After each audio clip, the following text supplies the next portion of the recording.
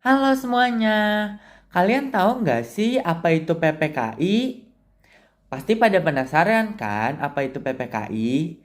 Jadi PPKI atau yang biasa dikenal dengan Panitia Persiapan Kemerdekaan Indonesia merupakan badan yang dibentuk untuk meneruskan persiapan kemerdekaan.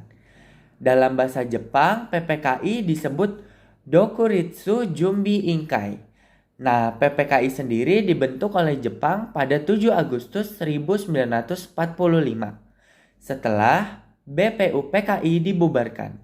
Nah, untuk BPUPKI sendiri singkatan dari Badan Penyelidik Usaha-Usaha Persiapan Kemerdekaan.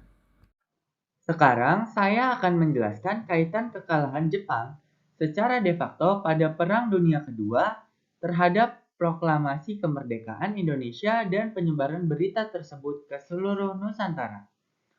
Pada 15 Agustus 1945, Jepang mengaku kalah dan menyerah pada sekutu. Berita ini pun menyebar pada golongan muda seperti Sultan Syahrir, Wikana, Darwis, Chairul Saleh. Dan mereka pun melakukan rapat karena golongan muda tidak setuju dengan rencana pertemuan PPKI pada 16 Agustus 1945. Dalam rapat itu, Sultan Syahrir menemui para pemuda di Markas Pemuda Menteng Raya. Pertemuan tersebut bertujuan untuk melaporkan perkembangan terbaru terutama rencana Soekarno dan Hatta menggelar sidang PPKI pada 16 Agustus 1945. Alhasil, para kaum muda menyatakan akan memboikot pertemuan PPKI itu.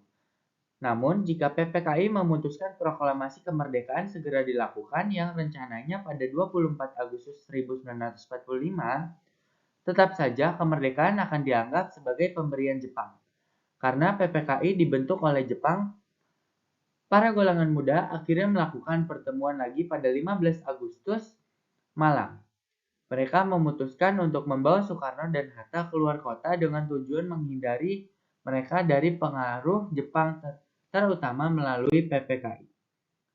Pada 16 Agustus 1945, para pemuda memaksa membawa Soekarno dan Hatta ke Rengkas Dengklok. Peristiwa ini kemudian disebut peristiwa Rengkas Dengklok. Alhasil rapat PPKI yang direncanakan pun batal karena tidak hadirnya Soekarno dan Hatta. Pada 16 Agustus malam, Soekarno dan Hatta melakukan rapat mempersiapkan proklamasi. Pada 17 Agustus 1945, rumah Soekarno telah dipenuhi sejumlah pemuda dan proklamasi pun dilaksanakan. Pada hari yang sama, berita proklamasi Indonesia disebarluaskan melalui radio. Berita ini disiarkan 3 kali berturut-turut.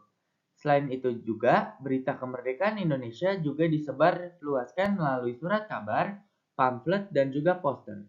Selain itu, berita kemerdekaan Indonesia juga disebarkan melalui utusan PPKI yang menyebarkan berita proklamasi. Pada tanggal 24 sampai 29 Agustus, Teuku Muhammad Hasan bertanggung jawab atas penyebaran berita proklamasi pada Pulau Sumatera.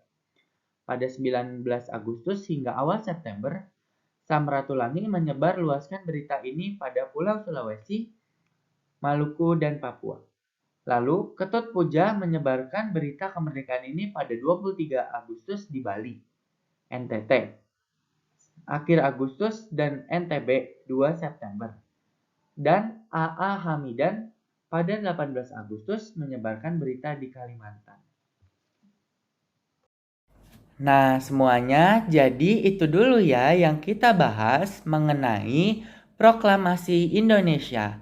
Semoga dengan adanya video ini dapat mengedukasi kalian dan menambah wawasan ilmu kalian. Dadah!